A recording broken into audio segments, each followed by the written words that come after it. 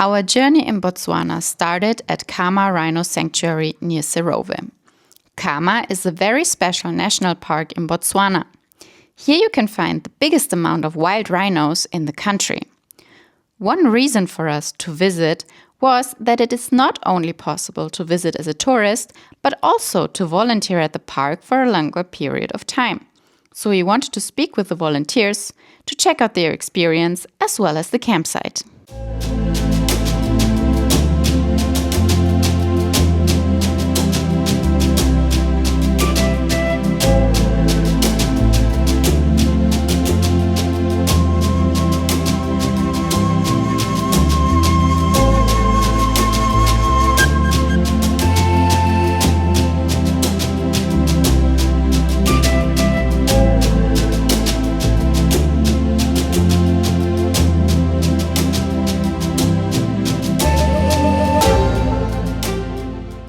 Warum nicht? Müde. Nicht so gut geschlafen. Was brauchst du, um besser zu schlafen? Bequemere Schlafmöglichkeiten und ein bisschen insektenfreiere Duschen.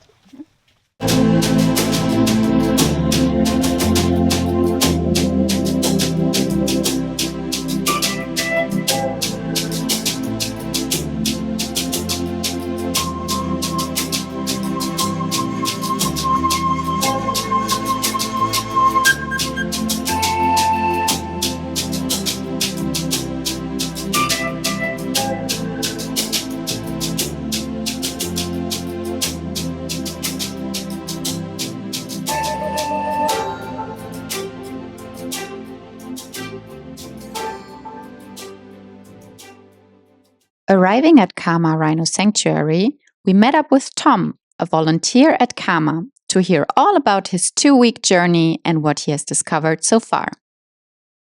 You've been at the Khama project in Botswana. Yes, the How Khama Rhino trip. did you find it? Good. Yeah, I was there for 2 weeks. It was really interesting to do all the work there.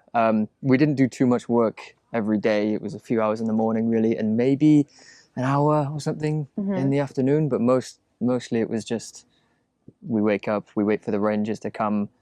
It was really chill. There was like not much organization, but in a sort of nice way. It was like super relaxed.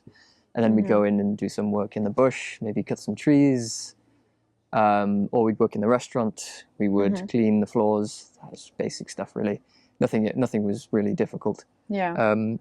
But obviously the best thing about it was being able to go on a game drive almost every day and see the wildlife. And it was teeming with wildlife, which was, stunning, really. My first time in that kind of environment with so much wildlife. That's nice. And how was the organization around it? So how the logistics to get to the camp, how to find it basically, what was the organization in the free time basically? It like I said, it was a bit disorganized. I had to reach out to them to ask them where I need to be, what time I need to be, because I was coming down from Livingstone actually in Zambia, and I wanted to go straight to the trust, which is near Serowe in the middle part of Botswana, but I had to reach out to IVS, the International Voluntary Service, which was the sending organization in the UK, and ask them for numbers, contacts. Who am I reaching out to? Who am I supposed to be with? So they gave me a list of numbers to call, and I messaged a few. They got back and they told me, I need to be in Mochudi in Gaborone on this date, ideally. So I was like, okay, that's a long way to go. So I had to go all the way down to Gaborone from Livingstone, which was a nightmare on the bus. But I made it. I hitched to Mochudi. And then got a taxi to the Botswana Workcamps Association headquarters, and I got there and there was no one there. So I was it was completely deserted. It looked like it hadn't been inhabited for quite some time. But I eventually got the call from someone and said, "Oh yeah, we're going to send someone to you now. Don't worry, just take a seat." And they did come eventually. It was 2 guys. One of the guys was one of the organizers of the BWA. And then it was the other volunteer that was going to volunteer with us, which was a guy from Namibia. So the starting point was basically you were it was in contact with your home organization. Yeah, exactly. And then you organized your way to the Botswana organization yourself, basically. Yeah, exactly. Okay. I didn't realize I'd have to go to the BWA headquarters, but that's what I've come to expect now. Yeah.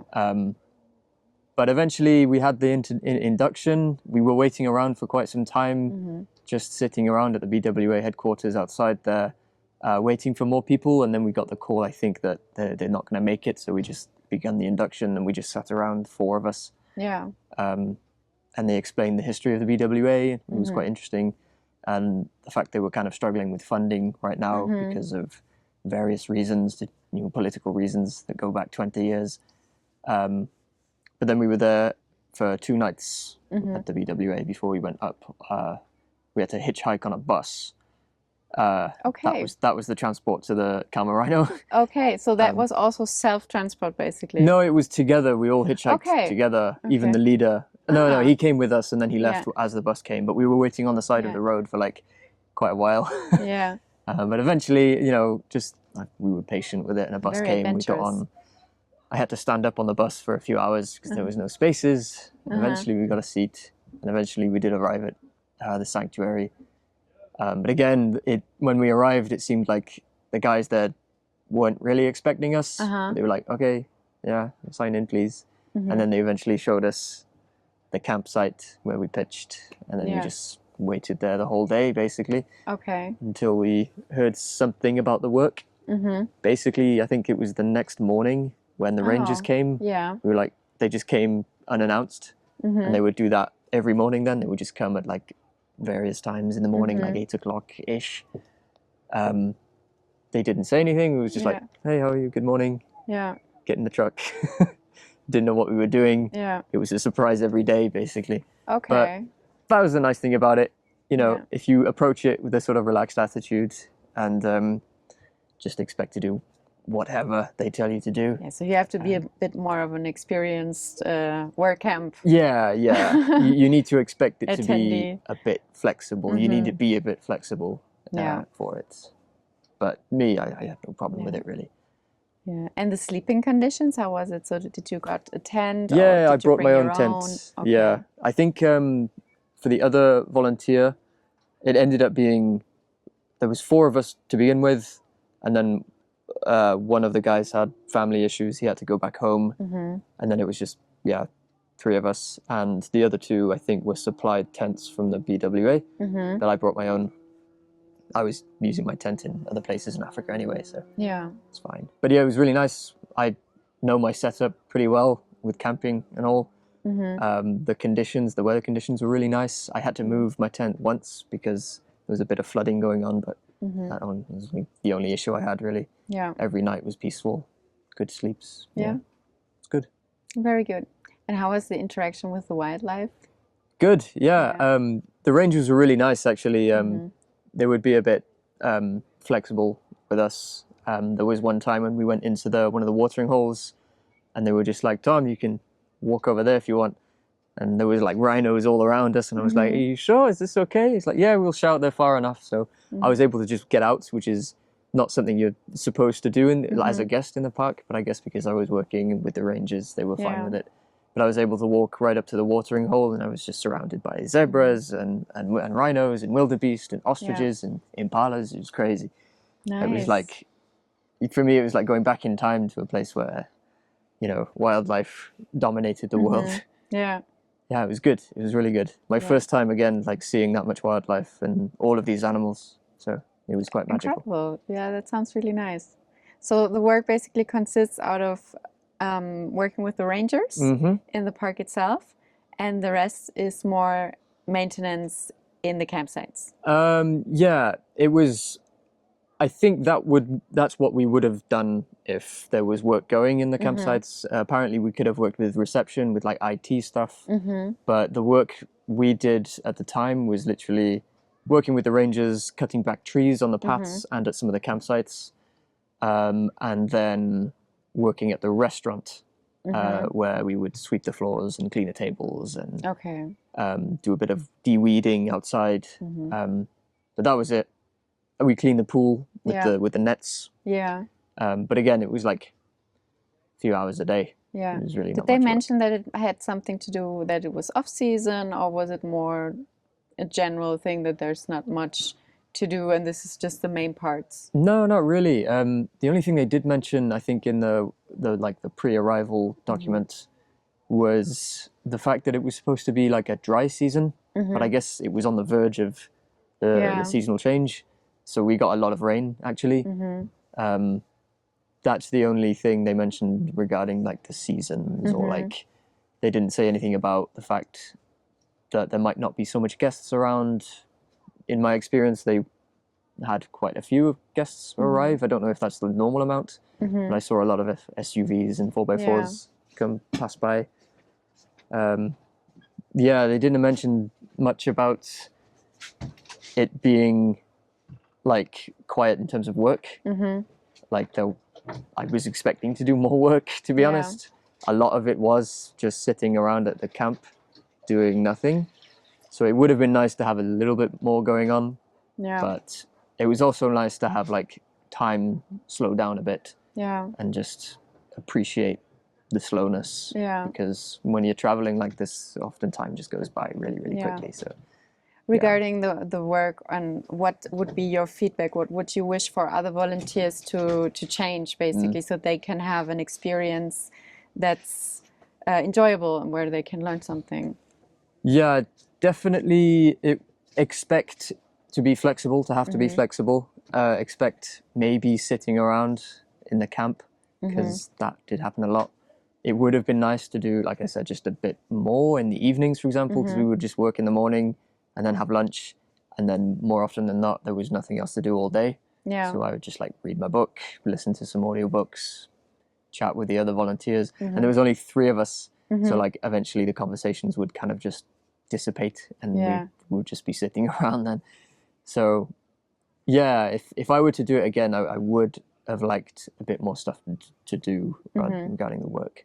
So that's my advice. If anyone wants to come, just expect there to be not that much to do, really. The work itself was not too physical. It was quite fun, actually. It was nice. It was like we're chopping trees down and stuff, using all different types of tools like pangas and axes and pickaxes and things. There was 2 days where we were working at like a new campsite that was in development. We were just like digging trenches for pipes, like water pipes and electricity pipes. And we were working with a big group of rangers, and we'd have like, we'd share jokes and stuff and laughs, and it was quite fun. And that was like the most intensive work that we did. And then we'd have lunch with them, or at least we sort of took the lunch break with them, but they made food for themselves, and then we went to make food. We were all always cooked around a fire in the gazebo, and that gazebo, it got really smoky with that fire. So like it was hard to sit there for a while. But to be fair to Kitso, he did most of the cooking. He's used to cooking on fire, and I'm kind of hopeless with that. But yeah, he would just deal with the smoke, and I was there like, I can't survive. Yeah. So yeah. And that was the only shelter that we had as well. So like we'd have a fire going all the time, so it was always smoky in the shelter. But it was manageable. Yeah. Okay. Nice. So I think that's a pretty good overview about the situation. Yeah. Cool. But I would recommend. Yeah. Yeah. Yeah. It was really a unique experience. Even though, the work itself might have not been as much as I was expecting. There was less people than I was expecting, but overall it was just a nice time. It was very relaxing, to have time go slow, to talk to the other volunteers, even though there was just 2 of them. Yeah, good time. Nice. I enjoyed myself. That's good. Yeah.